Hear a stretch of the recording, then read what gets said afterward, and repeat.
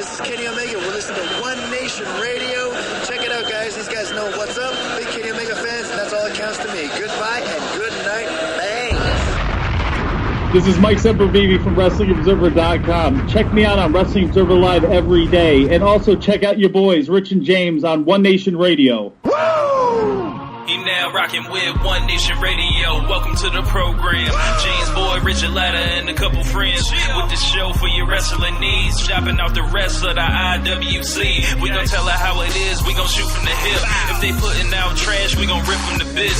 Make sure that you tweet us and you rate the shows. Tell a friend to tell a friend. Now let's get it on the road. Hey. One Nation Sports. One Nation Sports. One Nation Sports. Welcome to One Nation Radio. And now here are your hosts, Rich Latta and James Boyd. And thank you for listening. SocialSuplex.com. BWB, what's up? Testing 1, 2. Yep, you're on now. Welcome to the February 4th edition of One Nation Live. James, what's going on, man? Kind of, sort of, but not really excited for Super Bowl tonight. Yeah. I think it's just lukewarm because it's like, it maybe the greatest quarterback ever versus a backup QB. You know what I'm saying? Like, how supposed to get hyped for that? Yeah, well, you know, where's the intrigue? You know, where's the story? You know, so who do you think will win? You know, I obviously don't care. Well, I do know who I want to win for a certain reason, but I don't choose to reveal it. Like, I don't have any stakes in the game. Gotcha. I mean, I would pick the Patriots. Yeah. They have offensive. The Eagles' defense is really, really good. It's one of the best defenses in football, but Gronkowski's going to be back, and they're going to put points on the board. And I don't know if I know that the Patriots' defense has been, up and down all throughout the year, especially down at the beginning of the year. But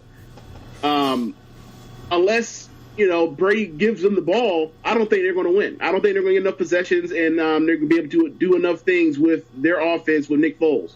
Yeah. If Winston's in the game, I think it'd be a completely different story.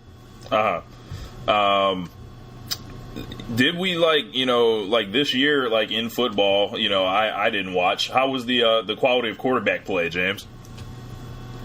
The quality of quarterback play is, now it's one thing when you look at the stats, because the stats, it looks like quarterbacks are more efficient than ever, but the gameplay, because I don't think the quarterbacks are worse than they were, say, 15, 20 years ago. I think the thing is, we pass the ball so much now. It's kind of like since the last 15 years, kind of had the NBA revolution, where we realized, we should shoot more threes because threes are worth more than two, as opposed to the same thing with we should pass ball because yards per pass is always higher than yards per rush. So we see bad quarterback play more often because we're asked quarterbacks to pass the ball more. But if I say, I need, Trent Dilfer, Brad Johnson, Tony Banks, Achilles Smith, and whoever else from 15 years ago to come out here and throw the ball 40, 45 times a game, I think there'd be a lot of bullshit. A lot of bullshit that'd be out there on display as well. I think that's a big thing. And also, you have the huge spotlight of there's a guy that's been out there just on the market, and this is a league that always talks about it's no excuses and they do anything to win and everything else. But there's one certain guy that's on the market that they refuse to come higher, even though he's clearly one of the 20, 25 best guys in the world at this job. And it so happens to be the most important position in the entire sport. Yeah. So everybody looks funny in the light on this situation. Yeah, man. I'm actually wearing my Kaepernick jersey as we record this. So I didn't realize that till just now. Yep. So I'm just letting y'all know where I'm at with it. But Dave Fenishow says he's cheering for a black hole to open up to suck both teams through the floor, and it's in Minnesota, so that just might happen due to the weather. Also, James, you just taking shots at the Metrodome, huh? Yeah, taking shots at the old Metrodome when okay. And then Dan Coffin said the Patriots will win because this is the worst timeline. And Dion Murphy says, "Oh no, not Colin." Also, one other thing, James. Randy Moss got in the Hall of Fame. Before we get into the wrestling talk, Randy Moss is James's favorite, I believe, athlete ever? Yeah, overall athlete of all time, yeah. So, how did that make you feel, like, seeing him, like, open the door and they broke the news to him? Yeah, I was happy, actually. I think either you or our homeboy Kendrick broke the news to me. Like, I wasn't even thinking about it. I was thinking, like, that dude's clearly a first ballot Hall of Famer. If he doesn't get in, it's bullshit. It's just more foolishness or whatever. This dude is fourth all time in touchdowns scored ever. Like, if you score, in my opinion, if you score more touchdowns than Jim Brown, you're a first ballot Hall of Famer. I understand, like, the selection process is only 5 guys active or guys that recently retired can get in at a time. But you look at his body of work, you look at the fact that he was one of only 2 guys ever, him and Jerry Rice, the only guys ever to have 10 different 1,000-yard receiving seasons. Like I said, fourth all-time in touchdowns. He was the biggest weapon on 2 of the all-time highest scoring teams of all time. It was like it's a no-brainer that he'd be a Hall of Famer. I think he's fourth in all-time reception yards. Yeah, he was a no-brainer guy. Like, another guy was a no-brainer was T.O. getting in. I think he was held off for 2 or 3 years. Glad to see he gets in. It's kind of weird. Like, I was wishing that T.O. had got in before this because I didn't want to see the T.O. and Randy thing be paired together because they were always considered contemporaries in their careers. And most of it was brought on by the fact that T.O. always wanted to make a show on talking bad about Randy Moss while Randy Moss pretty much ignored him. So you kind of feel like, okay, this is going to be due. Like, watch T.O. throw some type of hissy fit when he comes on, like, to do his announcement or his ceremony, his speech, like, before Randy Moss has to do it. He's going to be like, I always thought I was as good as this dude, or I was better than this dude, or whatever else. Like, you'll see him on First Take or Undisputed. What's the other show? Undisputed. Undisputed. Yeah, shows I don't watch. So, and he'll every time he's on, they always ask him to talk about Randy Moss, and it's always like, he was only as good as me and stuff like that. It's like, okay, all right, well, head to head, he's always killing you. Like, you haven't won a playoff game since the year 2002. Like, Jesus. There's a bunch of stuff with T.O. and Randy Moss. It's like, all right. Like, if you want to tell me that Randy Moss or T.O. is equal, then, like... I'm just here for the all-time petty fest that Hall of Fame ceremony is going to be. Like, I just hope it goes full Beyonce versus Rihanna at the VMAs a couple years ago. You know what the weird thing is? Like, I don't know. I have to look, but I don't know if this is the greatest, like, Hall of Fame class of all time, but it's damn sure up there. Like, with Randy Moss, T.O., 2 of the 3 or 4 best wide receivers of all time. Ray Lewis, who's the best linebacker of all time, that doesn't pass rush. And then Brian Urlacher, who probably was the most physically gifted linebacker to ever live. Like, it's pretty low, especially like people from our era that grew up. Like, these are the guys. Yeah. These are absolutely the guys. Yeah. Like, so this is a really, really loaded, and Brian Dawkins, of course. So, like, this is a really loaded class for, like, people our age. Speaking of loadedness, let's get to this wrestling talk. We had a loaded Royal Rumble last week with so many good things happening. Such a wonderful week in WWE. They didn't put out trash this week, James, so I don't anticipate on ripping them to bits today. Well, number praise this week. How's this going to go?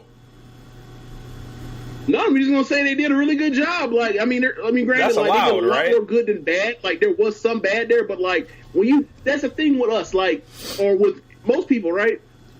If it's bad, we have no reason to believe anything will be good, so therefore we need to talk bad about it. But when things are going this good right now, like it is right now, you get some benefit of the doubt on certain things. So, like right now, it's the sky is blue. There's a few clouds, but they're not dark. They just it's a beautiful sky. So it's great right now. So it's 72 dudes out here barbecuing right now. It's great. Yes, with the sandals on, Yeah, bro, they do this. It's WrestleMania. Like, we set for the year. Like, it's all smooth sailing pretty much. Well, they could always do something ridiculous, but for right now, things are good. let's start with the Women's Royal Rumble, the main event of the show. Asuka goes over, becomes the first female Royal Rumble winner. What did you think of this match, James? I know you rewatched it recently. I know I enjoyed it a great deal. I think it's the third best Royal Rumble of the decade.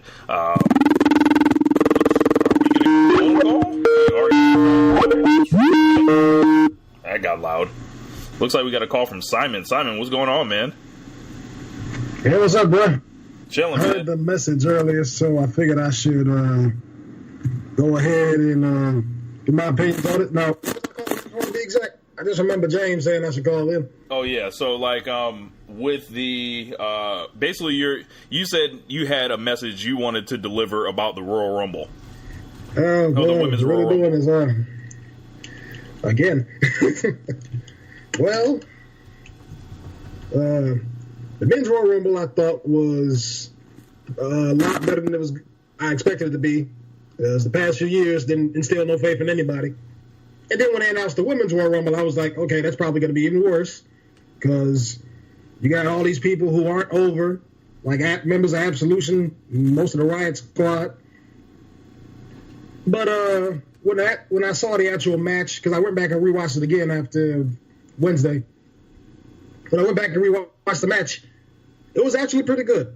So they did a real good enough job to the point where once the Elimination Chamber match was announced, they've earned the benefit of the doubt from me. So, yeah. So I'd like to formally apologize for all the propaganda I was putting out there in regards to what that match is going to be like. So Simon, you were pretty much here to issue your formal apology, huh? Yeah. If you had talked to me about my opinions of the Women's Royal Rumble match, the only word I had to describe it was going to be train wreck. And I was worried at first when I saw the match because the first 10 minutes, it was really dull. Because after Sasha Banks and Becky Lynch got in the match, it was constantly just members of Absolution and the Riot Squad showing up, and they've only been on television for 2 months, so nobody, and they haven't done anything worth talking about. So naturally, people didn't really care when they saw them. Yep. But as the match progressed, some of the legends came out. It got real interesting. They brought out Kairi Sane. They also brought out Ember Moon. And while I could have done without the Bellas being the last 3 in the match, ultimately, the Women's Royal Rumble match was good. And so I have to apologize for all my propaganda pieces and everything else I've been saying about this match. And it's getting to the point where I'm actually looking forward to the Elimination Chamber.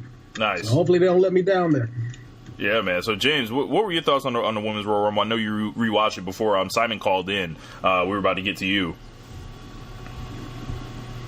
Yeah, I think a lot of what they did sort of mirrored what happened in the Men's Rumble earlier, where you have, especially the final 3, where it's Nikki and it's Brie and it's Asuka, and it's similar to Roman Reigns and John Cena versus the crowd favorite Nakamura. And I mean, they played on it to in a smart way to where, like, the crowd wants something to happen. You give the person, they give the crowd favorite obstacles to fight underneath, and then they overcome it, and the crowd pops for it. I thought it was great at the end. I like the fact that they decided to have, as you said, from the podcast that we had destroyed, to have Sasha in basically like the '88 Bret Hart mode, where she's the first person to come out first for the first ever Royal Rumble. Yeah. I thought that was cool. I thought it was also great to choose the Iron Woman of the match.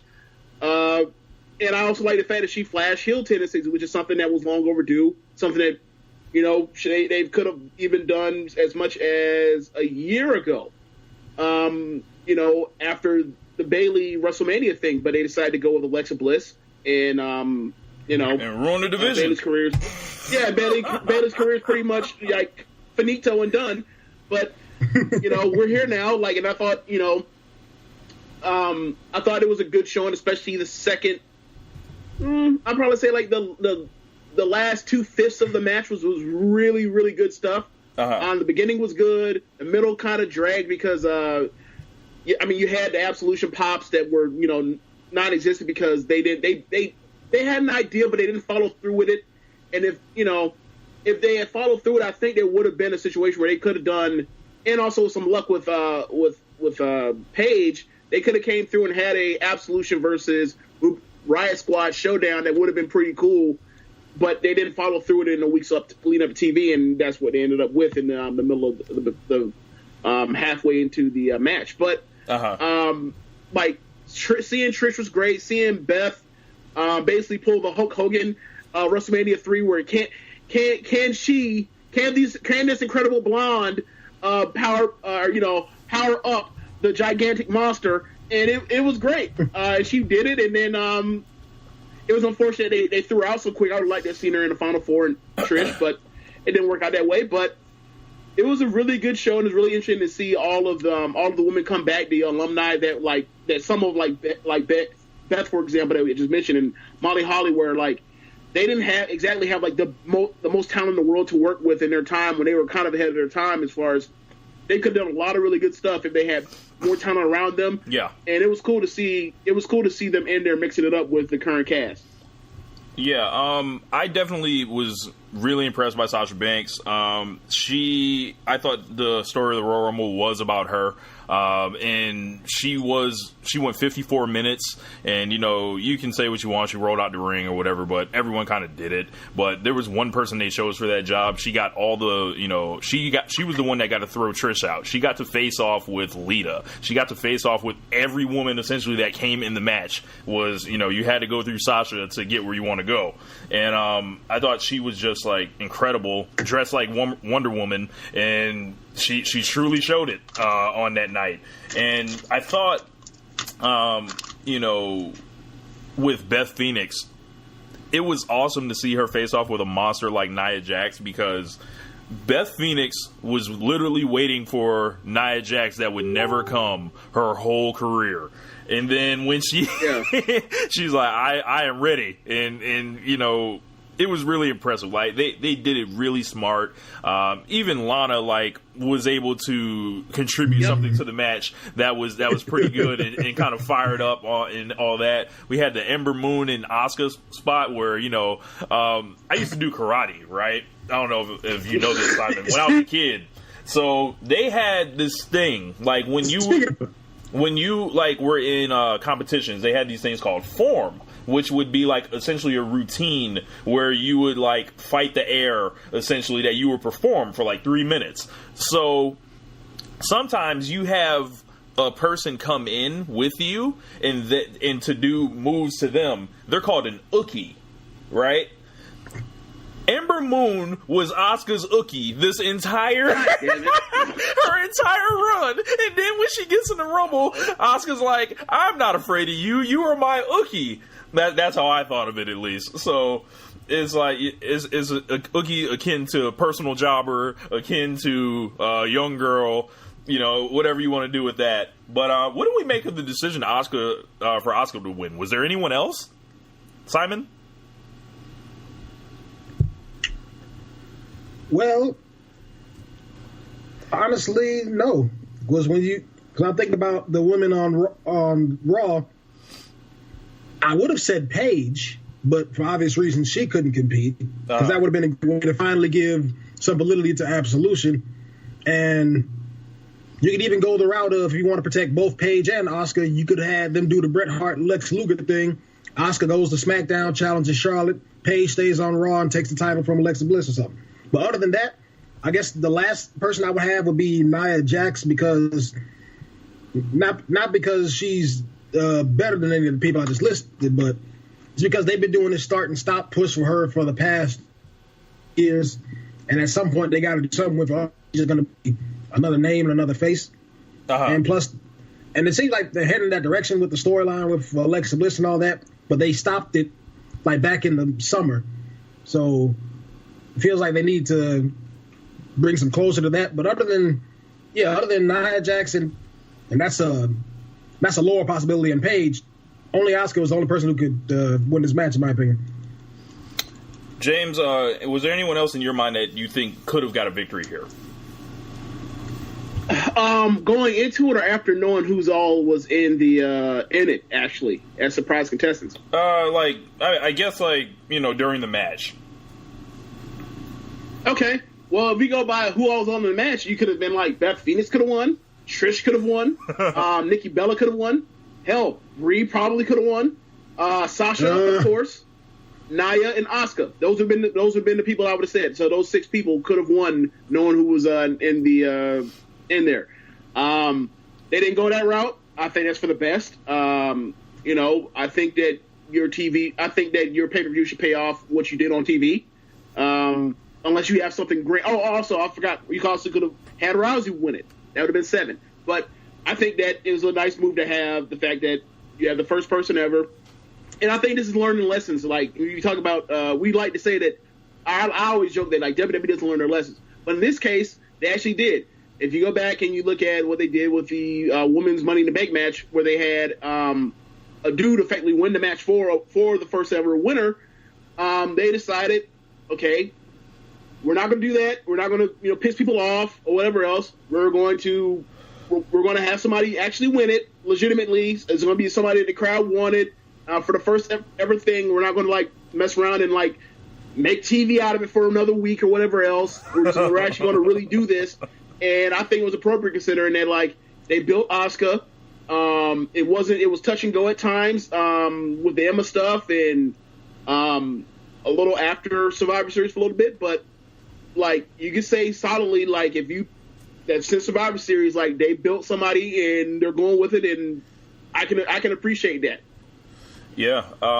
So you brought up Rousey. I want to talk about her next. Like everything, Ronda Rousey has caused an enormous controversy around the Royal Rumble among some fans, where they feel like she overshadowed the match. She kind of stole the thunder. I'm not really here for all that.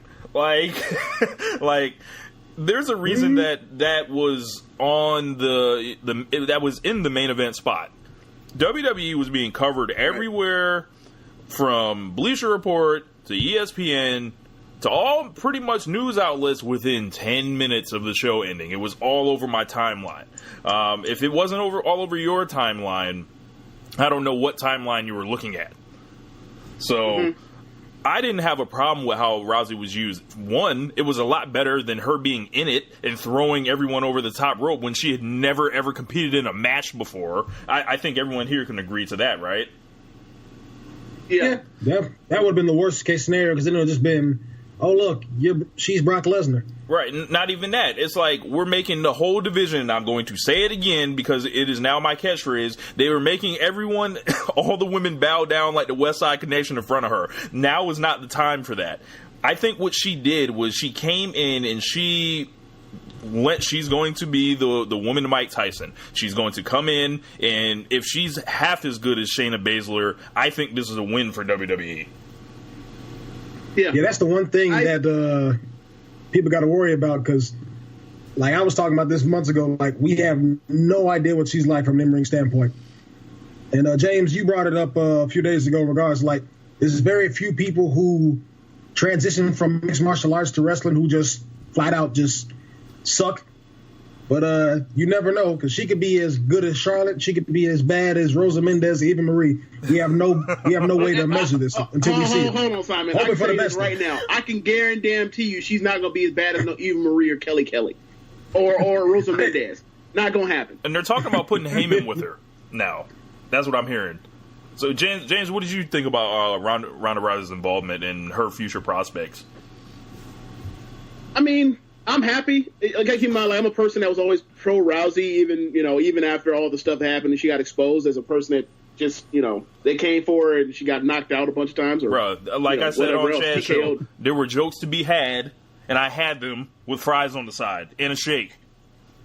Yeah. I'm still having them now. Yes.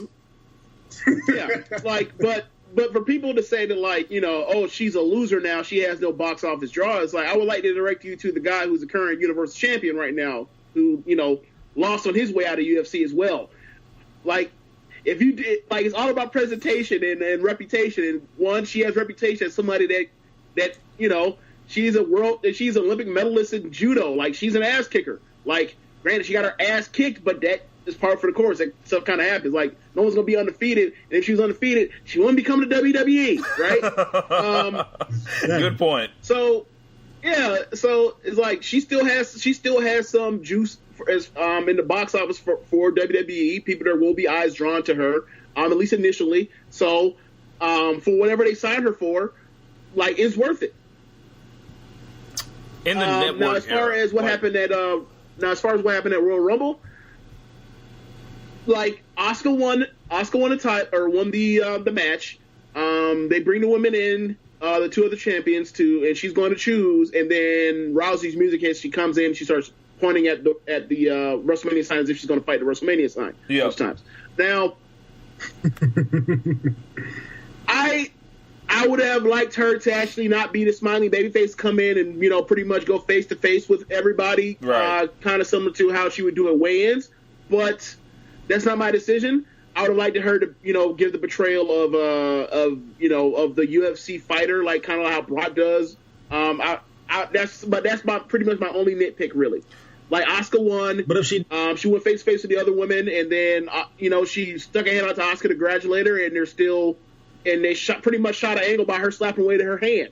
So I felt like all that's there, and ultimately, like, given where we think they're going to go with Rousey anyway, she's not even going to be in either one of the title matches, so it made sense for her not to actually, like, you know, really get into it with them. But I would have liked to see the smiley babyface playing pro wrestler type. But other than that, I have no complaints, and I can't wait to see what she does. So I got a question here from Dan Coffin. He said, "What are the chances we get a women's only show like 205 Live on the network?"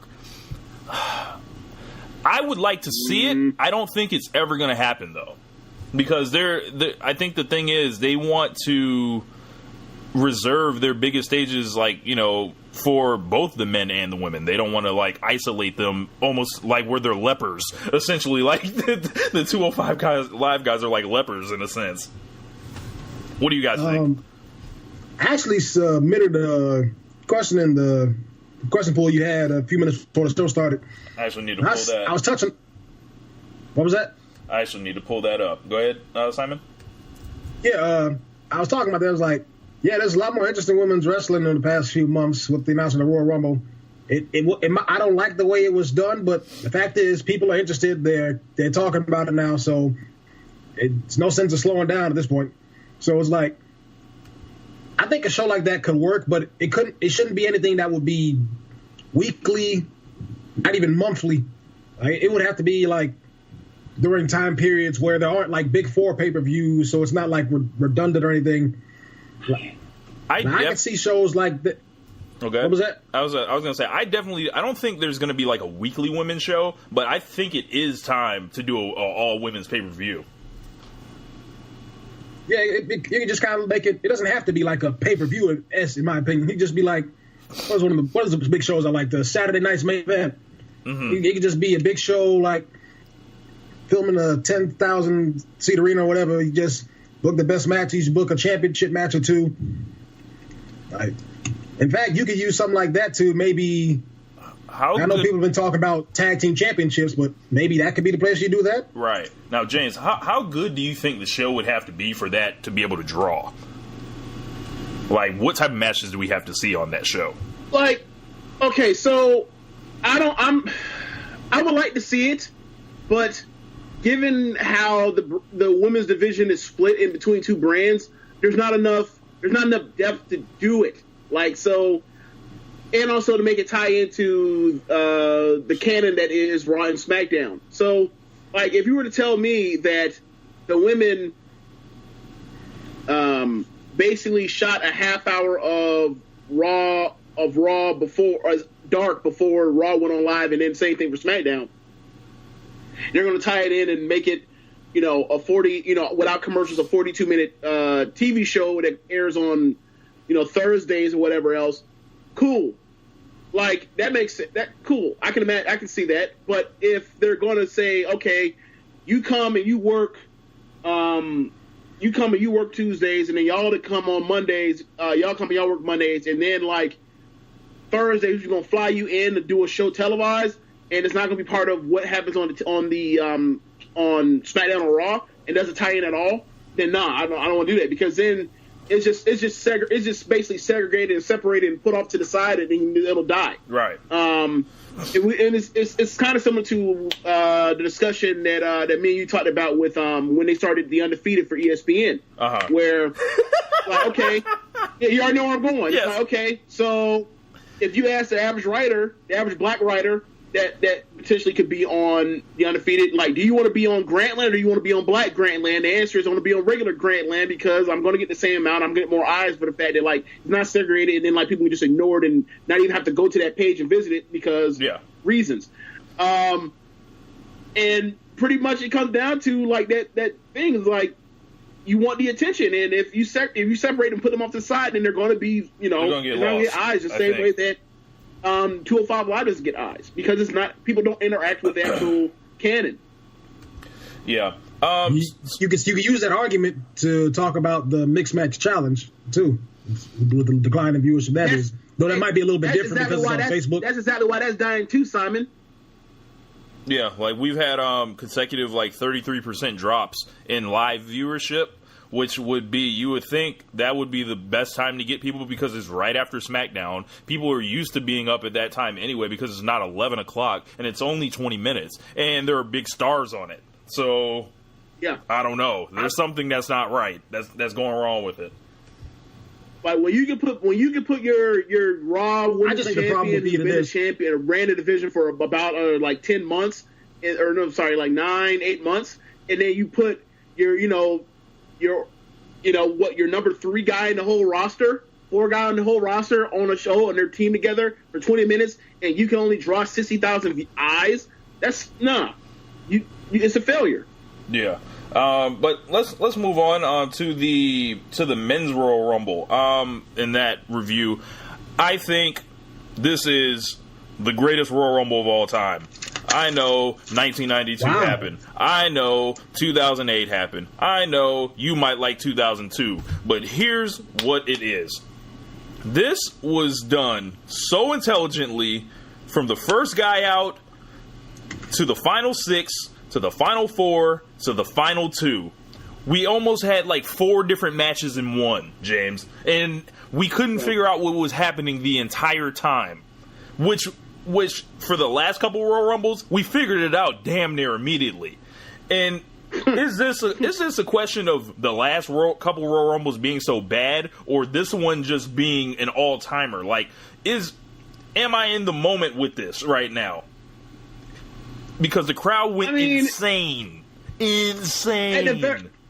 At the very least, it's in the Mount Rushmore. Like, I mean, even if we get some time from it, like 5 years from now, but given where Royal Rumbles typically are and what they look like, especially with the first 10, 15 of them were, like, these matches are done very well. Like, and here's the thing, right? Like, you go back and look at 16. 16 is one of the best ones we've ever had. It's just except Randy Orton won. That's the only 17. That's the really. I'm sorry.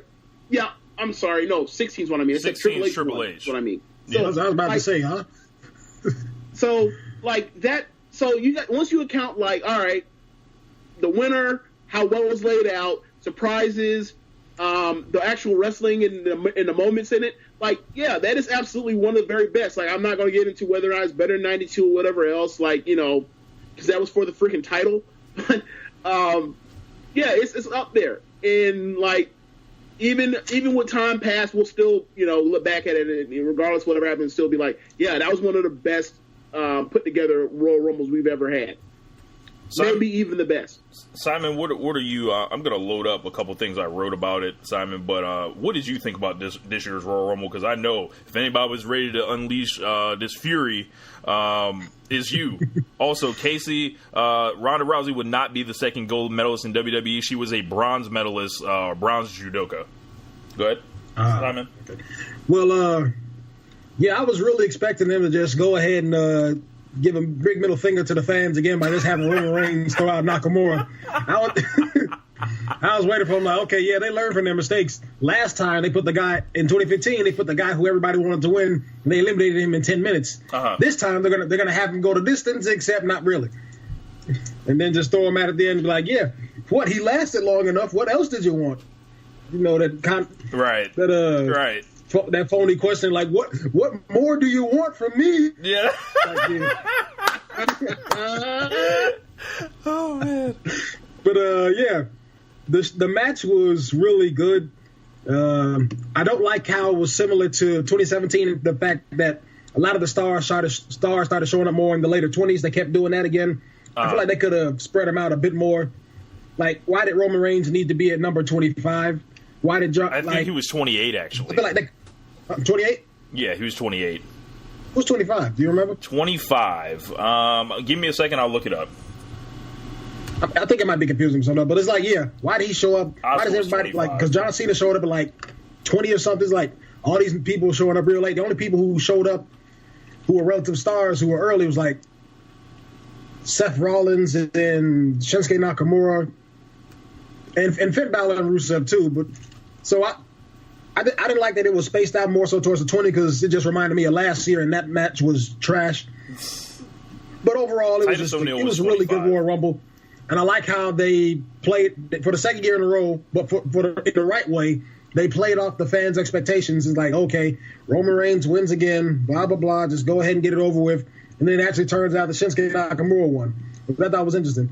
Now, to your comments about it being one of the best Royal Rumbles, I just wrote down a few of the Rumbles that I thought a lot of people really liked. Now, you mentioned 1992, the one that Ric Flair won.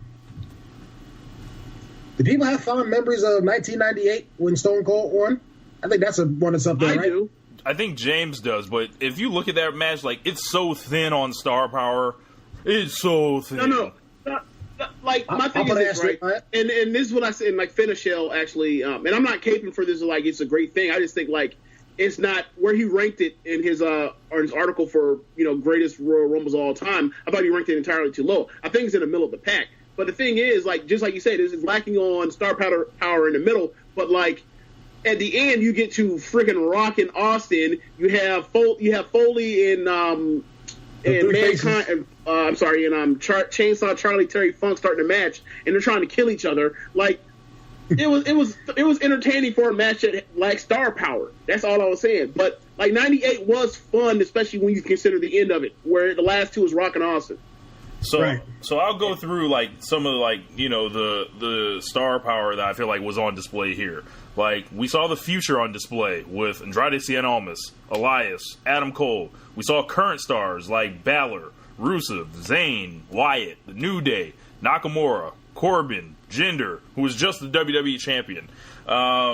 Future Hall of Famers, Sheamus, Seth Rollins, Matt Hardy, Cena, Orton, Miz, Rey Mysterio, Ziggler, Reigns, and Goldust. And then, depending on how Balor and Nakamura's careers play out, you can throw them in there too. So if we're talking about double-digit Hall of Famers, current stars, future guys, excellent booking, and absolutely taking the fans on a mind fuck of what is happening right now. The generational showdowns, the expectation of the company versus our guys. I thought this was a masterpiece in every way. Mm-hmm. Now, to come back to what I was saying earlier, so 1998, I put an asterisk by that since we're not entirely sure if we think that's one of the better ones. Then you got 2001 with Stone Cold. A lot of people love that one. A lot of people like then that one. You got 2008 with John Cena, which is probably the best, which until 2018 was the best show of 10 years. And when you look at the 2018 show, and when I look at the other shows that I've watched, I can say that it was better than 2008. It was better than 1998's Rumble. Mm-hmm. I'd have to watch it again to see if it was better than 2001. But at the very least, it's in the top 3 for me. Yeah. Yeah, and I think anytime that happens, like, we can't really be too upset. So, right. Our winner, Shinsuke Nakamura, the guy they've been building him up for months. They have not built him up for months. They have. You was gonna get corrected. I was like, wait, what? Yeah, Nakamura is a guy that the fans have pointed out for months. Like, hey, this guy needs to win the Royal Rumble. He needs to wrestle AJ Styles. That is what we want. Was the 6 or 8 months of hell worth it to get this match? Define worth it. Like, now that we have this, right, is it okay that we went through that bullshit? like if we knew this was on the other side, right, would be okay? James, you can go ahead and go first. In my mind, like, I'm never ever going to be on point when be cool with like 50-50 booking, right? So, like, they 50-50'd him to death after SummerSlam and made him just another guy, and then the crowd, and then like we get to Royal Rumble, and then like we're supposed to love him because there's been this match that's been floated out for months, and it's something that people have wanted to see for the hardcores have wanted to see for a long time, even though like there's been no real build to it on their TV. So, like I said, like I believe in, and this is, Chad always talks about this, like I believe that you're supposed to build compelling television to build towards a payoff on your pay-per-view and your biggest shows of the year.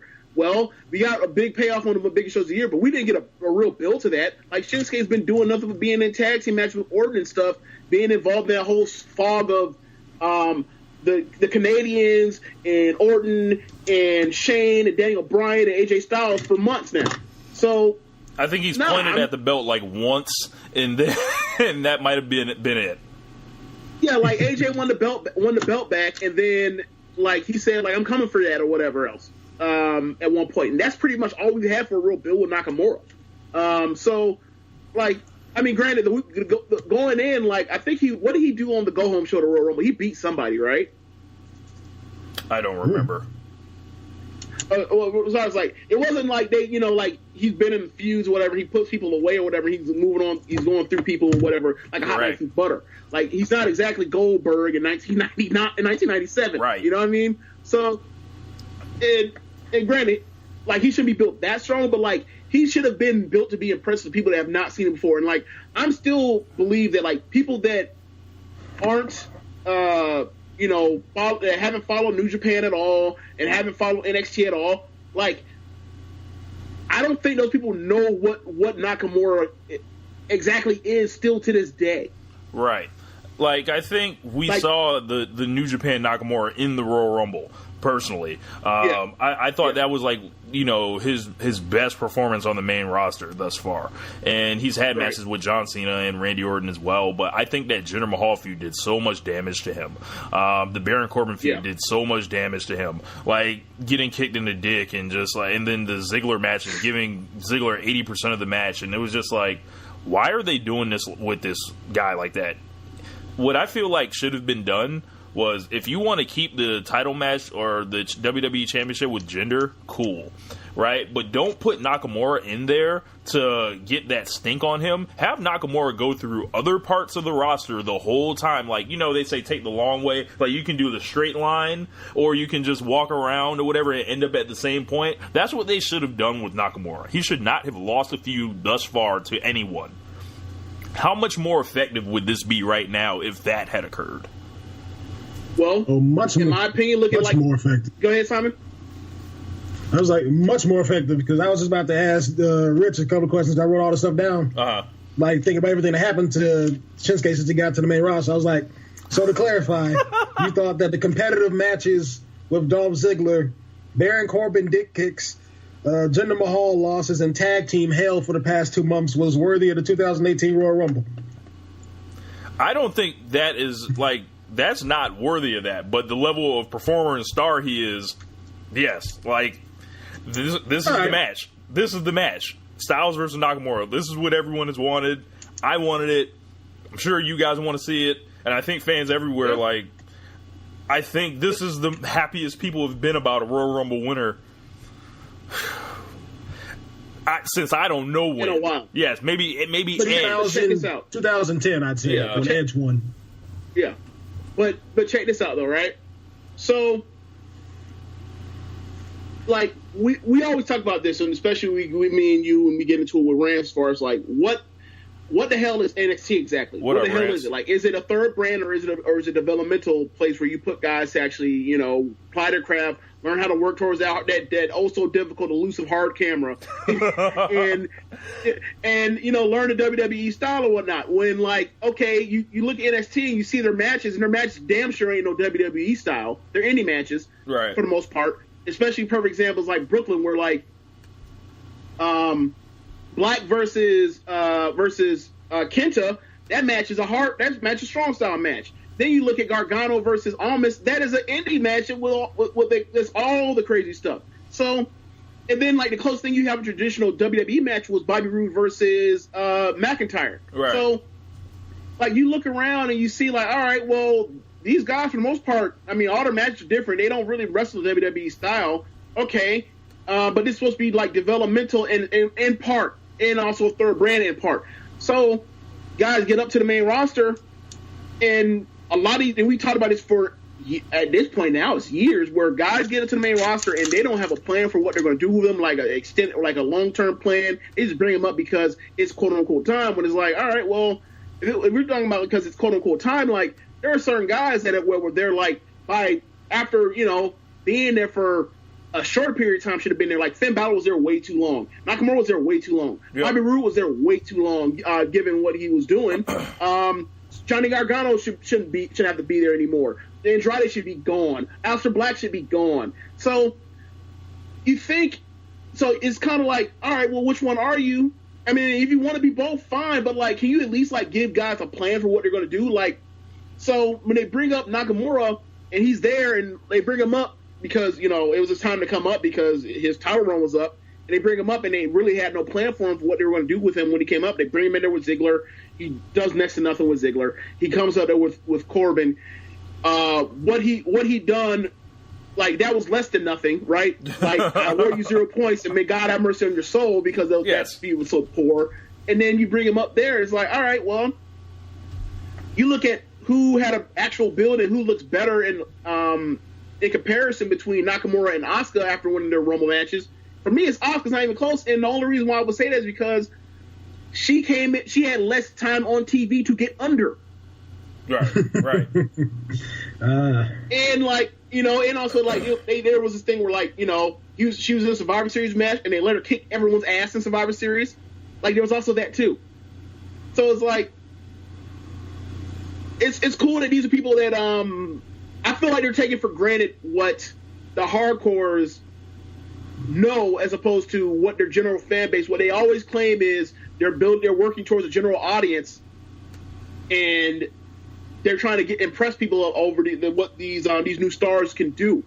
And like, they haven't really done that with NXTers, and it's kind of like this year, because we actually got the payoff of newer people winning to get spotlighted.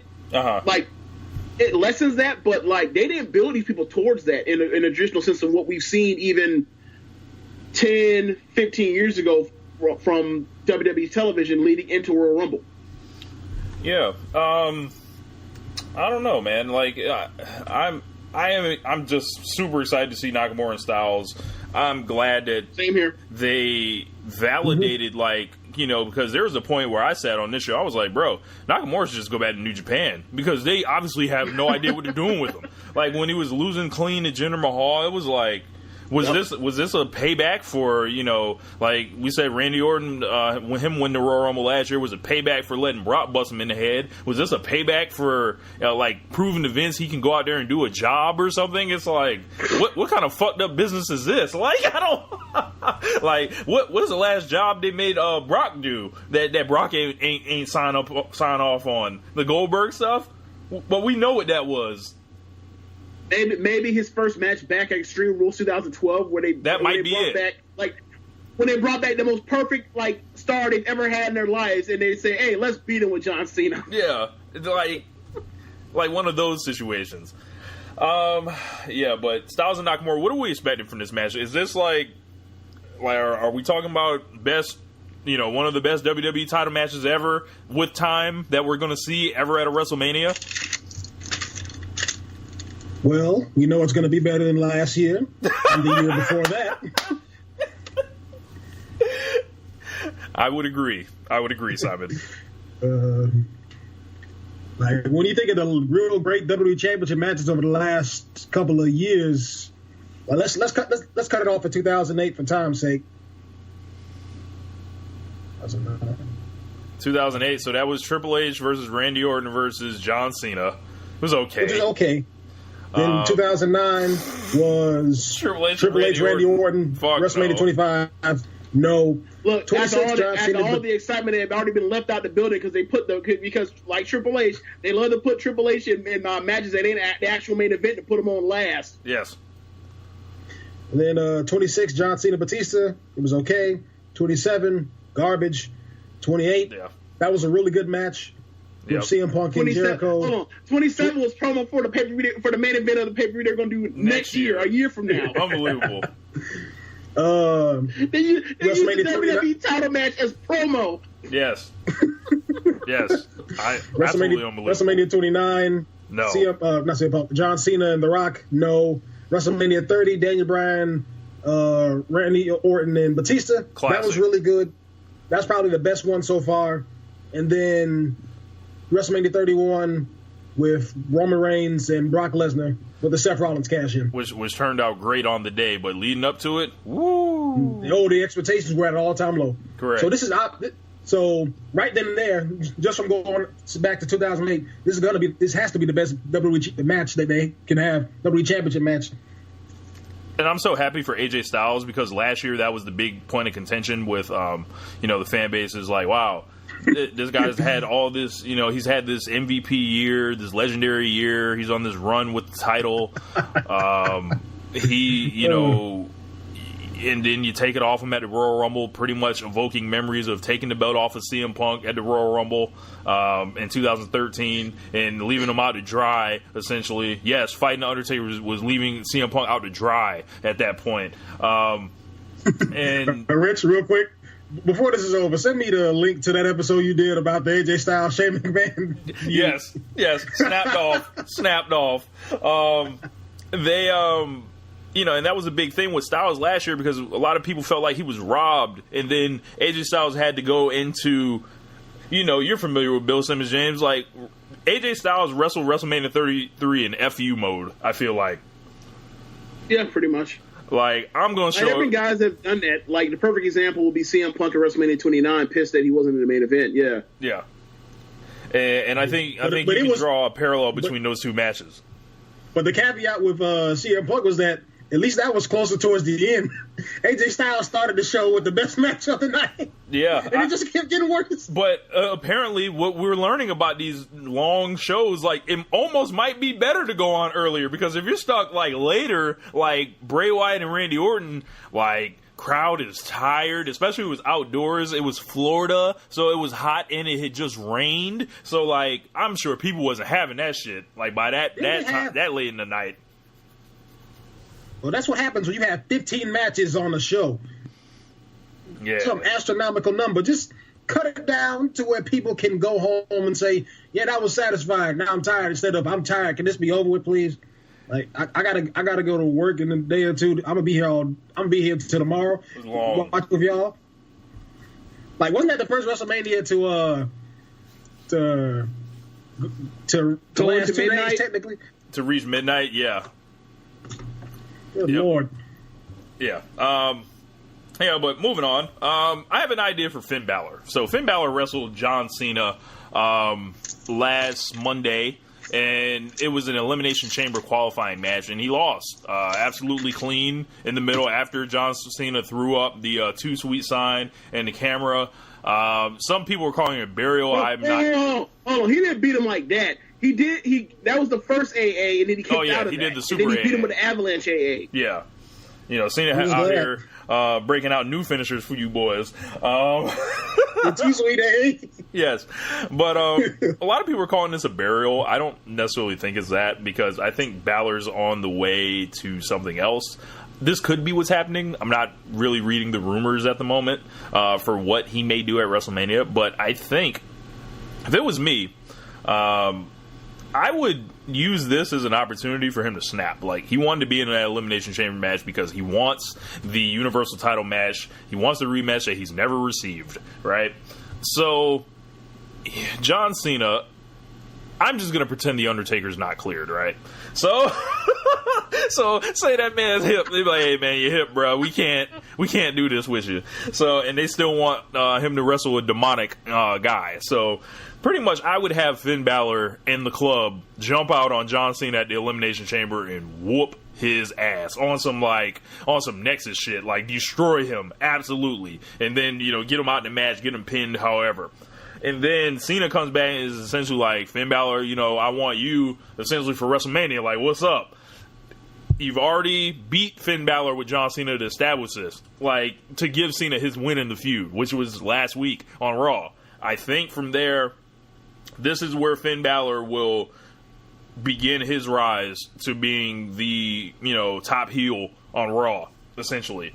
Like, he'll go into WrestleMania, beat Cena, do the rematch, beat him again, and write him off, like, with Extreme Rules, however you want to do it, and have the club, you can do it dirty as you want, essentially. Write Cena off, you have him beat, literally go undefeated until SummerSlam, until he fights Roman Reigns for the belt. What do you guys think about that? Ooh. I like that storyline scenario. And the thing is, with and he can feud with Seth Rollins in the meantime, because he just lost to Seth Rollins a couple weeks ago on Raw. So it's like he's going to go back through all the guys that essentially took his spot essentially. So wait. Does that mean he has to fight Kane? Yes, Kane got to get it too. But the thing is, Kane, I think the deal with Kane would be Kane has to somehow become a face again for this to work. I think that's the only thing. But you can do just a backstage beatdown to Kane. Get Kane the fuck out of here, bro. I don't. Let Anderson and Gallows just beat him backstage. I don't want to see him on my screen no more. Right. Or at least, at the very least, in the middle of the ring. James, what do you think about this? Me personally. For those that say that John Cena buried Finn Balor, I would like to them to reference the fact that Kane squashed him the very night after beating AJ friggin' Styles on pay-per-view. Yes. So I don't know what you're talking about. And then a week later he beat him like a geek again. So this thing has been going on for a long time, and given where we are this week, I have some faith in them that they're realize that this is their typical. We're gonna turn this guy heel or face, so we're going to beat this guy while the getting's good, because we're going to turn him anyway, and that's going to give him new life. So I think that's where they're going. I don't know. I mean, that would be a good storyline. Given what they've done with him the last year, I don't have faith that that's what is actually going to be in store for him. Mm-hmm. I think they are going to position him to basically be a mid-card heel. Maybe even top of the card heel that fights the Braun Strowmans and Roman Reigns of the world. But I think that's where his position is. I think he'll be the number 2 heel in the company behind Samoa Joe, or in the brand. Sorry, yeah. or maybe even there's potential where after WrestleMania he's the guy he's one of the guys that ends up getting moved over to SmackDown to face Nakamura and AJ Styles. I think that would be awesome as well. There's so many possibilities with him because he's been so underutilized since he came back last year. It's interesting to see where Balor will go from here, but I think I feel like him being with the club, this isn't all just for shits and giggles. We're not seeing these guys as smiley baby faces. I feel like there's something deeper on another level there. Right. And think of how underutilized he's been. He's been around for a full year, 11 months, 10 months back, right? Besides Bray Wyatt, who would you not want to see him wrestle again? Right. I think you're talking about Finn Balor. Yeah, because I'm sorry, you think of guys that have feuds, you'd be like, all right, they've exhausted that. I don't want to see them wrestle again for a while, right? A perfect example would be seeing Braun Strowman and Roman Reigns fight again, within the next couple months. You'd be like, nah, save that for at least SummerSlam. Y'all have wrestled a bunch of times and been in it a bunch of times. Kane and Strowman, another example, would be like, nah, y'all touched enough. Like, leave that alone. Like, I never want to see Seth Rollins wrestle Sheamus or Cesaro ever again. Like, it's over. You know what I mean? It was like that Jericho and Roman Reigns last year and stuff like that. Yeah, like you've exhausted that. Like when it was Jericho and Kevin Owens fighting Roman Reigns and Seth. Like, y'all need to not like touch each other for like a year and then come back to it then. But like, y'all done too much of it. Another curve example would have been like Charlotte and Sasha from 2016. Like, y'all need to chill on this. So he's done so little that like there's still Nakamura, there's still Zayn, there's still Owens, there's still Randy Orton, and on Raw there's still Strowman for him to fight again. I know they've wrestled like once or twice before, but like there's still that. There's still he can fight Seth Rollins again with the new heel face dynamic this time. Yep. John Cena, Roman Reigns, even though they've wrestled twice that I remember. Yep. Like they're Lesnar, even though he should have had that at Royal Rumble. Right. Like there's still so many possibilities for him. Like in a compelling singles feud, it's just they haven't really done one because like all of a sudden after WrestleMania this year or last year, Raw became like basically the land where the big boys play, where you had Roman Reigns. Everybody has to be 260 pounds or more to actually make it to the main event scene. You have to be Strowman or Lesnar or Reigns or Samoa Joe. Or Kane. There was no room for him. Or Kane. Yeah, Kane as well. John Cena as well popping in from time to time too, in the top of that card. Yeah. So yeah, it'd be nice for him to mix it up with some of these other guys. Yeah, man. One more thing I want to talk about, like as far as our main topics before we get into our questions today on One Nation Live. Also, keep commenting, and thank you, Casey. Said that sounds great, Rich. In the comments, keep your comments coming in the live section. We definitely like to read those off during the show. The last thing, Johnny Gargano and Andrade Cien Almas get the 5 stars from Dave Meltzer. Now it's not a 6, but it is a 5. So. So what I'm just glad we ain't seen none of that on the internet. But why it ain't a 6? Yeah. James, what do you think about this? Like, kind of, did you rewatch this? Because I haven't yet. I watched it live, and at the time I was halfway paying attention because I was arguing with Rance like usual. So, but by the time we got to halfway through it, I was like, wow, this is a great friggin' match. And then watched it because it was a long match. It went like over 25 minutes, maybe even half hour. 32 minutes, I believe. Huh. Yeah, like it had a time to build to where like I missed out at the beginning, but like it kept building as I got into it, and it kept going and going and going, and I was like, this thing is great. Like this thing is 5 stars. I thought when it happened live, like this thing is 5 stars. That was before we even got to the finish. So. Like, yeah, I thought it was a 5-star match, and watching it again, I was even more blown away. Like, I think this is, I don't know, man. Like, this is like the best WWE match like I've seen in hell. I don't know, man. Like, a WWE company, including NXT or SmackDown. Like, I think it rightfully deserves 5 stars, and I think it's better than like a lot of the 4 3/4 matches that like. Meltzer has gave that we've also have thought were 5-star matches, just like Meltzer didn't give them that for whatever reason. So, like I thought it was up there. Like I thought this was better than the triple threat at Royal Rumble between Lesnar and Rollins and Cena. I thought this was better than Zayn and Nakamura. I thought it was better than Zayn and Neville. I thought this was better than the John Cena versus AJ Styles Royal Rumble last year. Like, I thought this match was great. I really did, and it's one man's opinion, but like he's an authority on this thing. Look, he's sort of the man. Sort of thing. And also you got to think like when it comes to like looking back at matches or whatever and reference and being able to use something as a reference like. The Wrestling Observer newsletter and the match grades are a great resource for everything. Like, if you want to see like how good someone is, or want to see like some of the best matches of the year, like I go on the Pro Fight DB thing and type in the Meltzer from year to year thing, and I go and look, and I'll be like, wow, I can't believe it. Like, perfect example of why I got onto Manami Toyota was going through and looking through the early '90s and seeing some of her matches for AJW and seeing some of the stuff and being like, wow, that got a 5 stars, and then seeing it be like, I wonder how good this match is, and then be like, wow, this match in 1992 between her and Aja Kong is better than the freaking Survivor Series main event from 92. Mm-hmm. Like, so it is a great resource and a tool, and like it's cool to see that like that's up there now with what a lot of people's opinions are. Like, I don't really see anybody that like isn't crazy about this match, and it's a big deal seeing it like this was a really great week for WWE, and they also like it was so great that like they even got a 5-star match with something like they haven't done since I think Money in the Bank 2011. Yep. Yeah, that was a big deal. Simon, what did you think about this match? I don't think I've heard your opinions on it. Yeah, I really want to go back and rewatch it because when I watched it the first time, I thought it was really good, but I think I had to go do something the first couple of minutes, and it's like it always seems to be happening to me. So I miss some of the earlier parts of it.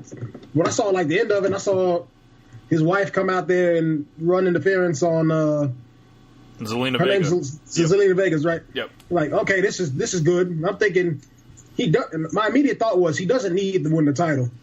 But if he doesn't win, it needs to be because of Tommaso Ciampa interference. But when they did what they did, I thought, well, this is a good way to legitimize Andrade Cien Almas. A lot of people were talking about how the dude was mid-card, myself included. It's like, I guess he's just missing that look, I guess. He's built and all that, but when you look at him, you wouldn't regularly think main eventer. And he definitely proved himself with his performance at TakeOver. And ultimately, when Tommaso came out and attacked Gargano after the match, and he was just soaking in all the appreciation from the fans, and his wife is looking at Ciampa with this horrible reaction. Uh-huh. I thought they got the goal. They got to where they need to set up the big match for New Orleans, and they also legitimized Andrade Cien Almas. As far as the match goes, I just really need to go back and watch it again. But based off what I remember seeing, it was definitely a good match. A great match, I'd even say. Yeah, and I'm a huge Andrade Cien Almas guy. I think I might have mentioned it before, but I thought he got a Raw deal initially when he showed up in WWE, when they just expected everyone to love him, and it doesn't work like that for every single guy. Most guys, they do. Like when Nakamura came in, the crowd bowed down before him, the West Side Connection. But the deal there's also well, hold on real quick. There's also this where like people follow like us Americans in WWE or whatever. They also follow outside of WWE. Like we follow Ring of Honor and the Indies and American Indies, whatever else. Like, and we also follow New Japan. We don't really like, and also some stuff in the UK like Rev Pro or Progress or Evolve, but like, or not Evolve, but you know what I'm saying, like, but we don't really follow like AAA or CMLL like that. Yeah. So like there's something to that. Yeah. Like when he came in, I thought Andrade Cien Almas was like one of the MVPs of the weekend. He was second on my rankings. Like after going 30 minutes in the Royal Rumble and the Classic against Gargano, he came out there with the mask on.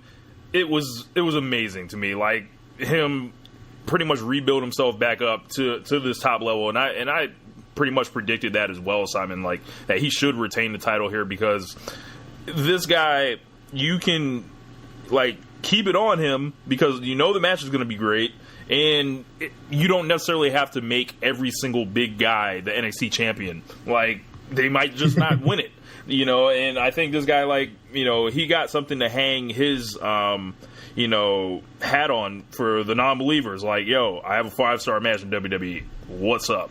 Like he's like almost legitimized for life now, and because everybody loved Gargano already.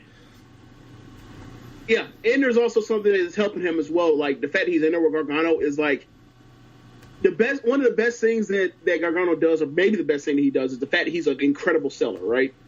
So for Andrade to do all these crazy, evil, punishing things to him, like impactful things to him, that let him sell like this, like this dude is dangerous at times. Like, and he will reach to levels that don't seem called for to win. Like for him to bounce his head off of that ring post, yes, twice, and then give him that elevated his elevated finish, that DDT. Yep. Like listen, like I will stoop to whatever levels it takes to hold this belt because I am that guy. Yep. Like, and I think that's something that we sort of miss in WWE on the main roster at times. It's like the fact that, like, in a big show, what somebody will do to put somebody away. Yeah. And while being an excellent wrestler at the same time, because there's plenty of desperate champs that are out there. Like, this guy's, like, legit. But, no, but I mean, like, to do it with your own hands, not like distraction finish, roll up, not all the, you know, low blows and ref distractions, eye pokes and rough bumps and stuff. It's more like, nah, like, we're running it. I'm not necessarily a coward, but, like, don't get it wrong. Like, I will literally put you in the hospital if it comes down to it and to win this hold on to this belt. That's how much it matters to me. Yeah. So all-time classic. I'll worship at the Church of Zayn Nakamura forever. I think this is a worthy neighbor. Let's just say that. So, let's go to some of these questions we got. James, you put up a post. Josh Smith, what's going on, Josh? He says, who do you guys see as the two remaining juniors to round out the upcoming tournament, and will you be watching the 205 Live tournament? Did he call them juniors? He did. Like this New Japan? He did. Okay. I would like to see. The thing is where I don't know all who's in it right now because they have not released like a bracket online for you to look at. It was kind of like how when the United States title tournament started, you don't really know who's in it. You've just seen a couple matches. So I don't know exactly who's in it, but I can tell you who I want to see in the finals. Like, I want to see Cedric Alexander in the finals, and I probably want to see Ray. Bring Ray back. Like, shit. Cedric Alexander versus Rey Mysterio for the title, and Cedric Alexander wins. That'd be pretty cool. Well, it could be like, you know, they could call up. I don't know who they could put in the finals, but I definitely would say Cedric Alexander. But I will be watching the tournament, Josh. James, you got anybody in mind? Like, if they bring back Ray for 205 Live, doesn't that just sound like wrong to you? It does. To a degree, like, but ultimately the championship matches at WrestleMania. One of the only two guys we've ever used to ever actually, like, you know, draw our Mexican fan base, and like guys that are, you know, no brain Hall of Famers, right? We're gonna, and you know, they both, and Ray can still go. He looks great, and we're not gonna put that guy, like, you know, third from the top of WrestleMania. We're gonna put him on a match that's probably gonna be on the freaking pre-show. Like, what? Yeah, like, I don't know about it. How much money Vince will have to pay Ray to come back, and just for that, really? Yeah, I don't know. That doesn't make no sense to me. I don't know. I would like to see him fight AJ Styles, but whatever, you know. Same here. Oh, now that would be awesome. But yeah, the reason I was saying you could do that at WrestleMania because I'm looking it up right now. If I'm not mistaken, it might be the Raw WrestleMania I'm looking at, but didn't he win the Cruiserweight Championship at WrestleMania? I think he won it at WrestleMania 19, I think. No, he lost that one. He also lost at WrestleMania 20, I believe. Yeah, he lost to Chavo. 19, it says he lost to Matt Hardy. Yeah. But at the very least, you could say that he's always been competing for the title at WrestleMania. Like, taking the cruiserweights before 205 Live, he was one of the people who were synonymous with it until the division ultimately came to an end. So I'd say just having him give the rub to Cedric Alexander or whoever they choose, like, that would be the best course of action. I know it's kind of the whole part-time argument thing, but at the same time, like, you know that Rey Mysterio ain't going to stick around because he doesn't like the scheduling and all that. So it'll ultimately just be to make for a bigger star. Bro, he should literally be on the Randy Orton schedule. Like, he doesn't need to do house shows. Just let him do TV and let him do pay-per-views. Yep. And my thing would be, right, given where we are, given where Ray last left off at, like when he was doing before he started having like so many knee problems. He was like WrestleMania 26. He fought CM Punk when he was doing the Straight Edge Society thing. WrestleMania 27. He fought Cody when Cody was doing the Dr. Doom thing and telling people to put a bag on. Right. Yes. So like Ray should be Like if he were to come back, he should be in a spot where he's basically in the mid card working with somebody that's helping to go over. Like it should be him versus Seth or him versus Finn or him versus I don't know, Baron Corbin if that's what they want to do. I wouldn't want to see that, but if that's something they want to do, please don't suggest that. He should be helping get the mid card over. Yeah. So let's go to the next question. It was actually from you, Simon. You said, since we now know how WrestleMania will end for Roman Reigns, should the main event of SummerSlam be Braun beating Roman for the title? Now, this is before you guys suggested the thing in regards to Finn Balor. Right. So in my mind, I'm thinking, well, Braun Strowman's the only guy who keeps constantly being denied all these championship matches, or at the very least denying the victory, because you get it at SummerSlam, he falls short. No Mercy, he really falls short. And then at the Royal Rumble last week, Kane gets pinned. Yeah. So, I don't know, they're protecting him well enough. I'm nervous. Like, as over as Strowman is, and he comes back from the dead like Jason all the time. It's going to be a lot to ask him to come back again. Would you agree with that, James? There's only, I mean, I don't know. Maybe you could always give him the belt past his peak. I mean, and that's probably whatever. I mean, it's hard to imagine that he's going to continue to stay hot, keep after losing title matches. But like, at least like he's not getting pinned, or except for the one, he's only been pinned in one of these things. But if you were to say, all right, Braun, you're gonna do whatever you're gonna do at WrestleMania, and then we're gonna build you up for the next 4 months into going into SummerSlam, and then like we'll give you the belt. Like that'd be cool. But like, I can't imagine after Vince has done this, is setting up for this for 3 years running now, that Roman beats Brock Lesnar, vanquishes him, becomes a guy, and then loses the belt in 4 months. Like, I can't imagine like Roman winning a title at WrestleMania and then losing it in 4 months again. Yeah, like, eventually he's going to have one of these 400-day runs. Yeah, I think this is it. I think this is the time where Roman Reigns is going to go on like, yo, they're about to just put the belt on him and let him beat everybody like Bob Holly. They just really about to have the WWE version of Okada's run. Yes, that's what's about to happen, Simon. Exactly. He about to hold that title until next year's WrestleMania. Bro, like they're gonna engrave that man's names on it. Like you know how they have the removable plates? They're not gonna remove anymore. Like they're just gonna have the Roman Reigns logos on them. Oh God. Yeah. The double R and the jump and the punch man. Yes. Yeah.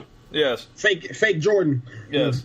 So you also asked, out of all the rumored WrestleMania matches, which ones are you least excited for? Now, I don't know if this is official, but I did see it as a rumor. I think it's easily Nia Jax versus Alexa Bliss. Like, if that happens. I say that. Easily. Because no one wants to see that match. I feel like we are walking into an absolute awful scenario there. An undersized heel against a babyface monster, or excuse me, an undersized heel who doesn't have good matches against a babyface a monster babyface who kind of needs to be led around as good as she is and has improved. She needs Sasha Banks in there with her. She needs Bayley in there with her. She needs Mickie James in there with her. Asuka. And she can be just fine. She can be serviceable there. But yeah. Nia Jax and Alexa Bliss, that is a match I don't even want to see on Monday Night Raw, let alone WrestleMania. Yeah, it'd be one thing if Alexa Bliss was like more of a high flyer, or she could do some stuff like that and to offset being the small. Like, she's already small as it pertains to the rest of the roster, but stacked up against Nia Jax, directly sitting next to her, she looks even smaller. Like, so it's like if she was a high flyer and did some more moves, like I think the closest thing she does in high flying is what I like to call the lazy moonsault or whatever that is, or the lazy press slam, whatever. Lazy, I can't describe it. It's like she does a handstand and then she falls on them. It's like it's a move. That's what I put it. I'll describe it as a move. Yeah, she does a move, but yeah, that probably would be the worst match on the show because Nia Jax is good, but she ain't that good yet. And Alexa Bliss, yeah. We already know what it is. Yeah. This is what I would say, right? If their plan was to turn Alexa into a sympathetic babyface, immediately after this, I put that match on, and I have Alexa, and I'm sorry, and I have Nia beat the brakes off her, like squash her. Like that's not gonna get her sympathy from me. I'm just gonna cheer. Or this is New Japan. Wouldn't that be what we expect? Like, they're going to do a double turn because she's going to beat the hell out of her, and she's going to be the new monster heel, and it'll be a double turn right here. And then, like, people, her doing this heel thing, people like her doing this heel thing. Yeah. There's no reason why she can't be a babyface. All you have to do is just stop having her cheat all the time, or not cheat, but, like, have her stop being such a jerk to the crowd, and then boom, she's a babyface. She can still say all the mean things and the mean girl stuff she always does to everybody else and undercut everybody else, and she could be the babyface. Like, that would be, I would actually prefer that to what she is now, whereas she's just a smart ass who runs and hides all the time and never wrestles. And when it's time for her to wrestle, she has an uninspiring match and then beats you in the middle of the ring with her move. Like, I'd rather have it the other way. Yeah. Next question, Josh also says, are we getting Gargano and Ciampa in New Orleans? And was Gargano almost NXT's best match ever? It all depends on Ciampa's knee. I think we are getting that match. If we aren't, there needs to be a really good explanation. Yeah, I think we are getting that match. Because otherwise, you just pulled a Triple H Seth Rollins. You shot the angle before the payoff is even in sight. I said that last week. Yeah. I said exactly that last week. Like, y'all remember this? Yeah, man. I would say no. They're going to do something else. I would say no, they're going to do something else. As far as, like, the best NXT match over, like, my vote is yes for that. I think it's tied with Zayn Nakamura. Go ahead. Now, how would you feel like if they had the Gargano and Ciampa in, like, a fatal four-way situation for the NXT title? Just combine those two matches. You think that'd be doing too much? No fatal four ways. So combine Ciampa and who else? Aleister Black? Yeah. Yeah, and just have Aleister Black take it away. And you could kind of play off the whole Sami Zayn, Kevin Owens thing from 2016, where it's like they keep getting in each other's way. Because it will build up to the next takeover show in Chicago, which is also the place where Ciampa betrayed him. So that's the thought. I wouldn't see anything wrong with that. I just think NXT is married to the one-on-one match. I think they've only not done a one-on-one match for the title maybe once. They did that four-way with, like, Tyson Kidd and Neville, and Tyler Breeze, Zayn. Neville, and who was the fourth person? I can't remember. Tyler Breeze. And Tyler Esser. Jesus. That's the ancient days. Yeah. Woo! Yeah. Then look, we always talk about, like, we passed the peak of NXT, bitch. Our roster's better now than it was when they first started out on the network. Tyler Breeze? Are you fucking kidding me? Breeze was kind of dope back then, but I don't know, man. Tyler Breeze was a dude that you knew the second that he was going to get the main roster, he had no shot because he had a Zoolander gimmick. He was a one-dimensional guy. Like, he was entertaining. He's a great hand. He's a great wrestler. And, like, I would love to see him wrestle. I don't want to see him do anything other than wrestle. Damn. My immediate thought when I saw him is like, well, if Dolph Ziggler ever leaves, I know who's going to replace him. Damn. He was like, oh, he's fake Ziggler and he's fake Zoolander. And when he came up to the main roster, what was the first thing they do? Ziggler. Yep. Oh, man. So Simon also said, how do you gauge star power in an era where ratings are down, attendance is down, and the brand is bigger than everyone? Yeah, my main reason for asking that was because I was kind of curious, like, how would people be gauging star power now with Ronda Rousey coming in? We obviously know that she's a star, but when you look at a wrestling draw, though, right? Is that what you're asking? Is he a wrestling draw? Because when you look at because it broke the internet, basically every sports website and every mainstream news site was reporting that Ronda Rousey was coming over from mixed martial arts to the WWE. So you would think that would increase viewership or at least anticipation for Monday Night Raw or SmackDown. And then when you look at Monday Night Raw, they didn't retain any of the viewers that they got from Raw 25. And granted, that show wasn't really good, and it had a whole bunch of stars and weeks of advertisement. But at the same time, Ronda Rousey is still a big star, and they were hyping up the possibility that she would show up. They never said it, but it was kind of like what they did with the Royal Rumble match. It's like, we're not going to address it, but we're just going to keep letting the internet build this thing up. Because they actually put the picture of Rousey and, like, Asuka. I think that was the lead picture for the Raw preview. Uh-huh. And then when you look at the Raw ratings, like, it only improved. Like, if you take Raw 25 out of it and you look at the Raw before Raw 25 and compare it to the Raw after Royal Rumble, they only increased by, like, I'd say 20,000 viewers. That's interesting, especially, like, being a post Royal Rumble pay-per-view. What do you think about that, James? Yeah, I mean, I think a lot of it comes down to people are going to watch when they watch, and the rating is the rating. It's going to stay flat unless, like, they have an absolutely horrendous, like, first or second hour where people just say, screw this, I don't give a shit, I'm turning off for the third hour no matter what, in the same way they were doing on the beginning of football season last year, where, like, they were putting Enzo Amore in the main event, and the third hour just cratered. So I'm not really too concerned about that. I think personally at this day and age and where we are with TV, that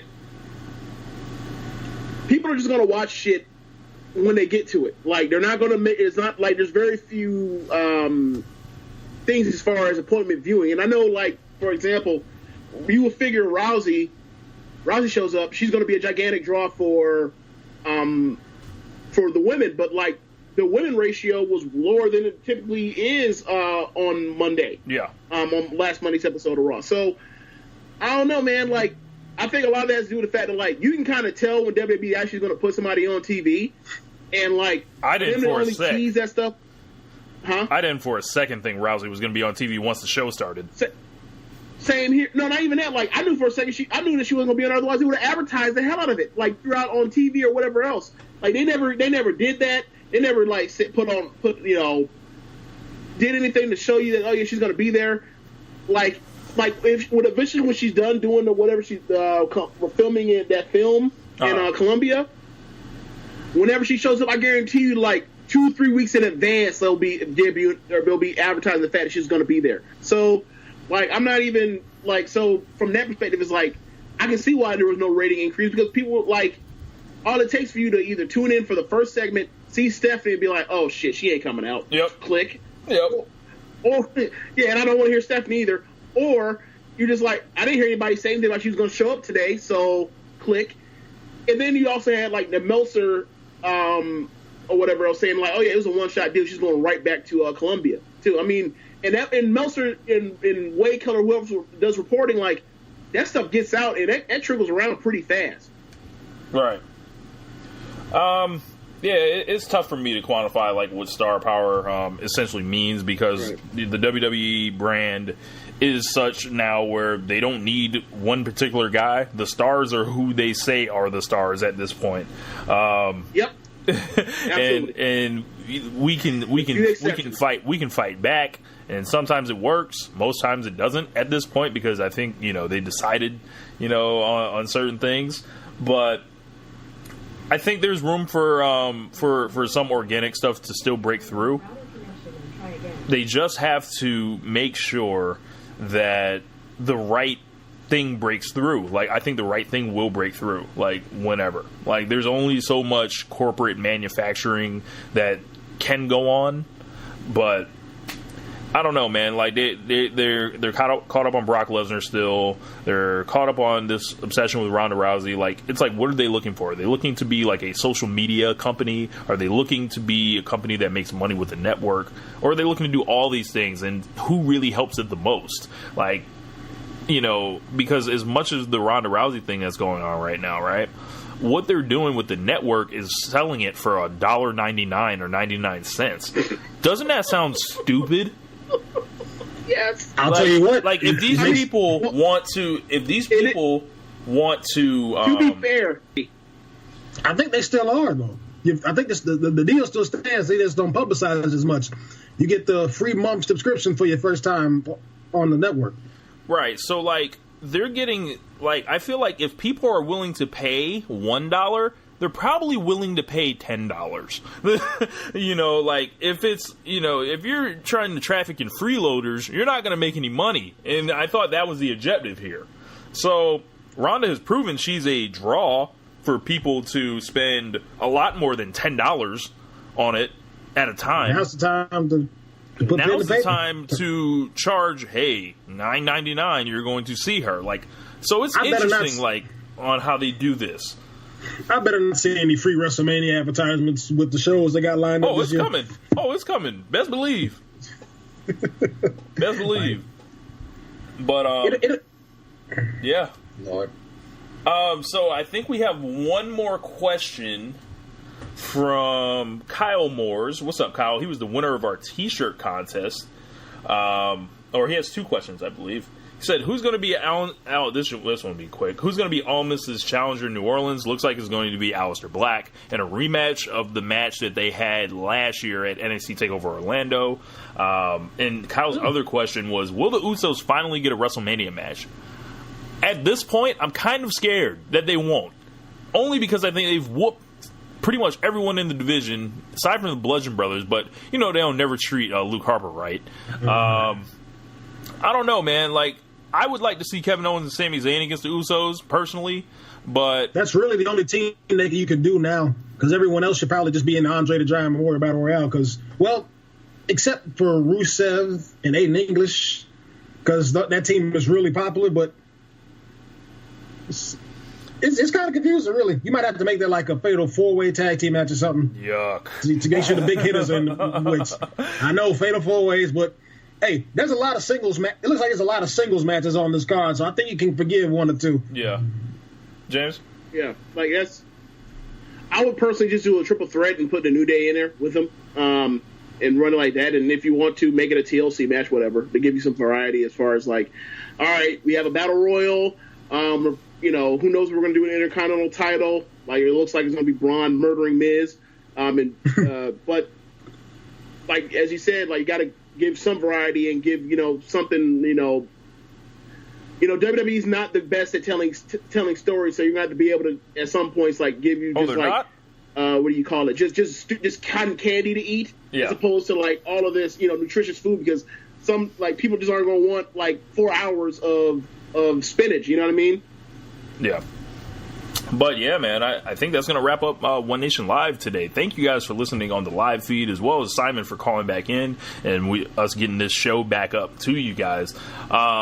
Make sure you guys check out everything else on the Social Suplex Podcast Network, the Ricky and Clive Show, our folks in Scotland, the SMC podcast, as well as Keeping It Strong Style with Josh and Jeremy, covering all your New Japan stuff. I did a spot with Chad Matthews on his show with Dave Fenichel from Lords of Pain, doing a whole big Royal Rumble review. That one was like pretty epic, so we had a great time doing that.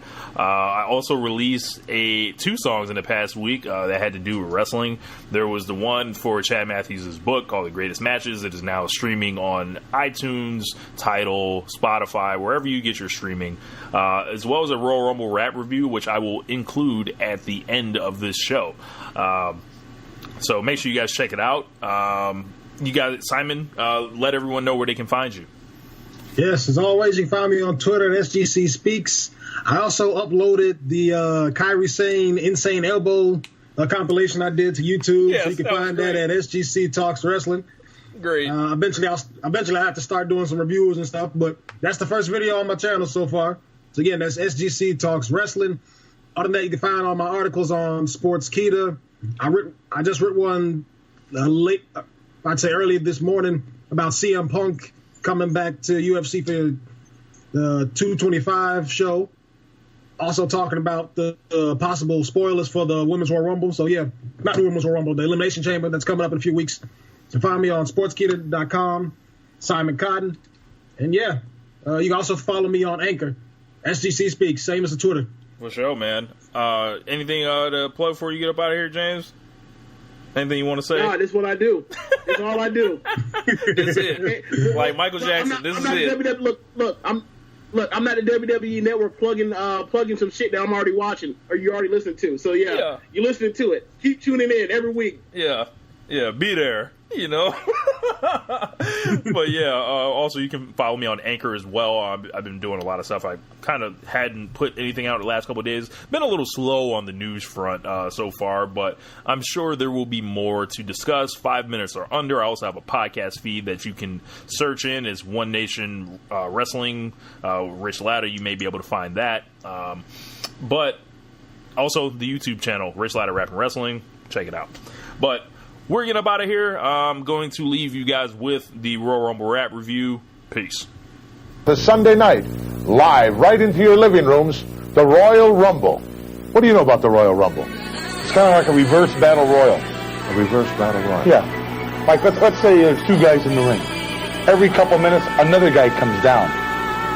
Eventually, the ring can be full of 20, 30 people. Has this been explained to you? Do you know exactly what you're talking about? No, you don't. Okay. Here's what's happening, folks. DJ Unique. Yo, 2018 Royal Rumble Rap Review. Rich Latta on the flows, and I came to get at you. The rundown of the happenings. Start at the beginning. Styles in the match, they said he had no chance of winning.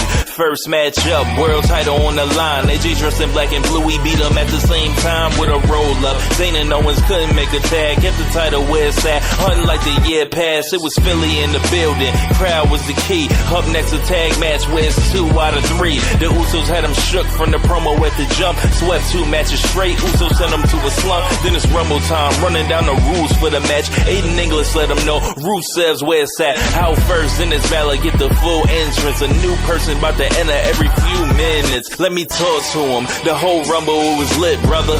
Heath Slater getting jumped every next number. Finn Balor stuck around the whole hour. Elias tried to sing, but they ain't allowed with it. You should know that I was marking for Andrade. Zelina with him, he like, get up out of my way.